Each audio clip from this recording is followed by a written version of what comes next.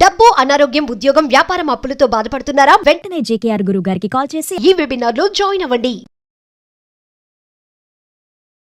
నమస్తే, welcome to Suman TV. ప్రస్తుతం మనతో పాటు ఉన్నారు assistant professor in marketing Ramakrishna గారు. నమస్తే సార్. నమస్కారం అమ్మా. సార్, ఎన్ఆర్ఐస్ మరి ట్రంప్ ఎఫెక్ట్ వాళ్ళ మీద కూడా పడిందని అనుకోవచ్చు. మరి గందరగోళంలో ఉన్నారు ఇప్పుడు వాళ్ళు. అక్కడ ఉండలేక ఇక్కడికి రాలేక వాళ్ళ పరిస్థితి అయితే మరి మీరే చెప్పాలి. ఒక విషయం చెప్పగలను, వాళ్ళు ఎంత కంగారు పడుతున్నారో తెలియదు కానీ ఇక్కడ వీడియోల్లో విశ్లేషకులు కానీ లేదా టీవీ స్టూడియోల్లో కానీ ఇక్కడ కంగారు ఎక్కువగా ఉంది. ఎందుకంటే అక్కడ పరిస్థితి మనకు తెలియదు. అక్కడి గురించి ఊహాగానాలు మాత్రమే, లేదా ఒక 5-6 మన బంధువులు, ఫ్రెండ్స్ ఎవరైనా ఉంటే వాళ్ళు చెప్పిన విషయాన్ని బట్టి మనం ఇక్కడ తీసుకురావడమే తప్పించి అక్కడంతా హోల్సేల్ మార్పులు ఏం జరగట్లా. ఒకేసారి ఇదిగోండి వెళ్ళిపోండి అని అలా ఏం లేదు. ఎప్పుడో ఉగాండాలో ఉండే ఇది అమీన్ ఒక ఆయన ప్రెసిడెంట్ అయ్యాడు. అయిన తర్వాత వాళ్ళకి మొత్తం భారతీయులందరికీ హోల్సేల్గా తాకీదు ఇచ్చాడు. ఏం లేదు, ఇంక మీరు తట్టాబుట్టా సర్దుకుని వెళ్ళిపోవాలి, ఉన్నట్టుగా అమ్ముకుని లేకపోతే వదిలేసుకుని పారిపోయారు. ఇది జరిగింది. అవి ఆయన ఇది అమీన్ అంటే డిక్టేటరు ఆ టైంలో వాళ్ళకి చెల్లింది. ఇప్పుడు అలాంటి ఆలోచనలు కానీ అలాంటివి జరుగుతాయని కానీ మనం అనుకోవడానికి లేదు. ఒకటి. రెండోది, భారతదేశంతో సంబంధాలు, సత్సంబంధాలు కొంతలో కొంత మెరుగ్గా ఉంచుకోవాలనే ఉద్దేశం ట్రంప్కి ఉంది. ట్రంప్ చెప్తూ ఉంటాడు, ఒక్కొక్క దేశం మీద ఆయనకు ఒక రకమైన భావన ఉంది. ఆయన అందులో చెప్పేది ఏంటంటే భారతదేశం అట్లీస్ట్ మొహం మీద చక్కగా మాట్లాడుతుంది, వాళ్ళు చేయాలనుకున్నది చాలా సీరియస్గా ఉంటారు, కానీ అట్లీస్ట్ మనకి ఇది మన సంబంధాలు అయితే బాగానే ఉంటాయని అంటాడు. అదొకటి. రెండోది ఏంటంటే ఆయన ఆల్వేస్ ప్రో బిజినెస్. ఒక బిజినెస్ బాగా అభివృద్ధి చెందాలి. ఆయన ఎప్పుడు అనేది ఏంటి, అమెరికా తాలూకు బిజినెస్ బాగా జరగాలని కోరుకుంటూ ఉంటాడు. అంతే తప్పించేసి ఇంకే రకమైన డిస్ట్రక్టివ్ థాట్ ప్రాసెస్ లేవు ఆయనవన్నీ. ఏంటంటే మేక్ అమెరికా గ్రేట్ అగైన్, అమెరికాని మళ్ళీ గొప్ప దేశంగా మార్చాలి. ఆ మార్చడానికి ఏమేం చేయాలి? మొదటిది, అక్రమంగా వచ్చే వాళ్ళని ఆపు, వాళ్ళని తన్ని పంపించేసేయి. 2, లోకల్గా ఉండే ఇండస్ట్రీస్ని బాగా సపోర్ట్ చెయ్యి, లోకల్గా ఉండే జనాలకి ఎంప్లాయ్మెంట్ ప్రసాదించు. 3, బయట ఏమైనా మ్యానుఫ్యాక్చరింగ్ ఇలాంటివన్నీ బయటకు వెళ్ళిపోతే మళ్ళీ వాళ్ళని ఎంకరేజ్ చేసి లోపలికి తీసుకురా. లేదు, బయట నుంచి భారీ స్థాయిలో డంపింగ్ ఎవరైనా చేస్తున్నారు. ఇప్పుడు చైనా ఉంది, భారీ స్థాయిలో మ్యానుఫ్యాక్చరింగ్ చేసేసి అమెరికాకి చాలా డంపింగ్ చేస్తుంది అనుకోండి, అది ఆపు. ఇలాంటివి ఆయన ధోరణి. కాబట్టి ఇప్పుడు ఆయన మన పంపించేస్తే హోల్సేల్గా ఎన్ఆర్ఐల్ని, అక్కడ వాళ్ళ బిజినెస్ దెబ్బతింటుంది కదా. మనం అనేసుకుంటాం ఇదిగో వీళ్ళందరినీ పంపించేస్తారని. పంపించేస్తే ఎవరున్నారు చేయడానికి? ఇదేమీ దాన్ని ఏమంటారు, ఇటుక కాదు కదా, ఈ ఇటుక తీసేసి నేను ఇంకో ఇటుక పెట్టేస్తానని. ఇక్కడ ఒక పర్టికులర్ స్కిల్ ఉన్న ఎంప్లాయీ ఉన్నారంటే 5 ఏళ్ళో 8 ఏళ్ళో 10 ఏళ్ళో ఈ పర్టికులర్ డొమైన్లో ఈ పర్టికులర్ ఇండస్ట్రీ మీద నాలెడ్జ్ ఉన్నారంటే తీసేసి ఎవరో ఒకరిని పెట్టేయలేం కదా, లోకల్ కావాలి అని. కాబట్టి ఇదేం వెంటనే ఏం జరిగిపోదు. అందున ఆల్రెడీ అక్కడికి వెళ్ళి ఈ స్థిరపడిపోయిన వాళ్ళకి అక్కడ పరిస్థితుల అవగాహన ఉంటాయి. మనం ఇంతకుముందు అనుకున్నట్టుగా ఆర్థిక మాంద్యం వల్ల ఉద్యోగాలు పోవడము, లేదంటే బిజినెస్ డౌన్ అవ్వడం, అవన్నీ జరిగిన వాటిల్లో అది కామన్. కొంతమందికి ఉద్యోగాలు పోయి ఉండొచ్చు, కానీ ఇలా గవర్నమెంట్ కచ్చగట్టి ఇలా ఎన్ఆర్ఐలను పంపించేయాలని ఇంకేమని కానీ ఏది జరగవు. కాబట్టి మనం భయపడిపోవాల్సిందేం లేదు.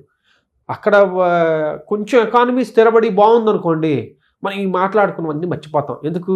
మళ్ళీ ఇప్పుడు వెళ్ళే వాటిల్లో ఇంకో 10% 20% ఇంకా ఎక్కువ అయ్యే వెళ్ళిపోతారు.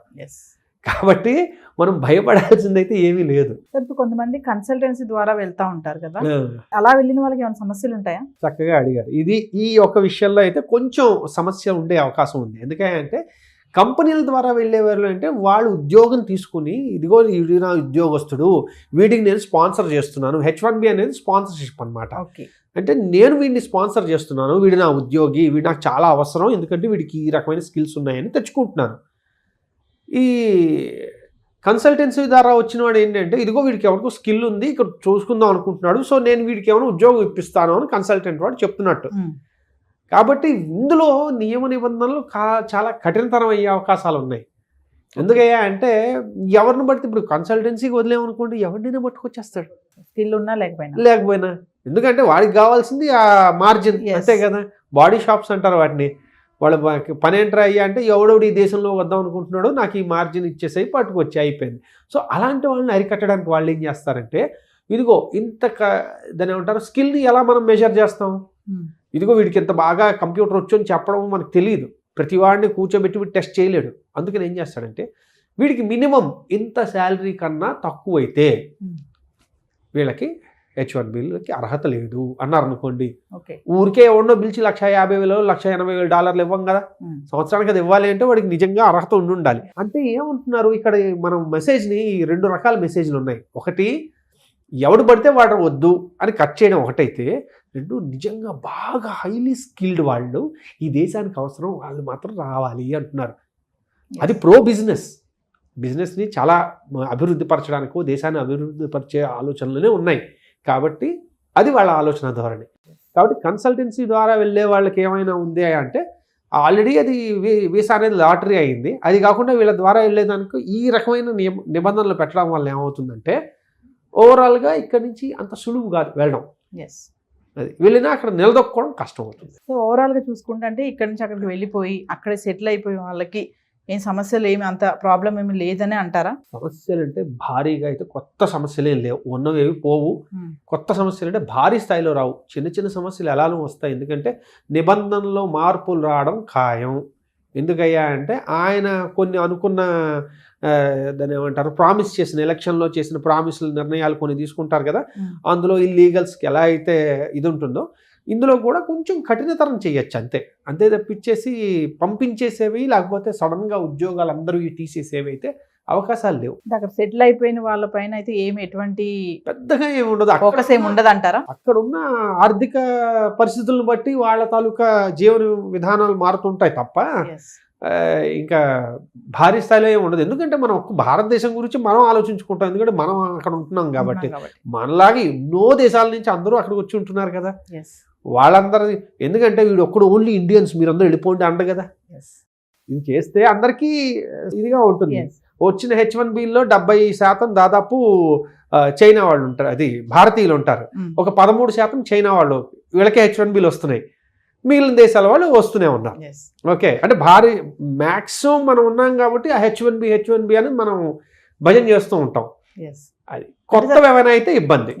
ఒక విషయం చెప్పండి సార్, ట్రంప్ టార్గెట్ ఇండియన్సా చైనా అంటే ఏం చెప్తారు మీరు? ఈ రకంగా చెప్పుకుంటే ఇండియన్స్ చైనీస్ కాదు ఆయన టార్గెట్, చైనా ఆయన టార్గెట్. ఎందుకంటే వాళ్ళ ఇది దాని ఏమంటారంటే ట్రేడ్ డెఫిసిట్ ఏదైతే ఉందో అది భారీ స్థాయిలో ఉంది చైనాతో. అండ్ మొదటి నుంచి చైనా తాలూకు పాలసీలకు కొంచెం ఆయన వ్యతిరేకి కాబట్టి చైనాని టార్గెట్ చేస్తారు. కొంచెం హార్ష్గా ఉంటాడు చైనాతో. ఇండియాతో కొంచెం విభేదాలు ఉంటాయి, చాలా ఉంటాయి. కానీ అవన్నీ బహిర్గతం చేసేసి డైరెక్ట్ యుద్ధం ప్రచండ యుద్ధం లాగా అయితే ఉండదు.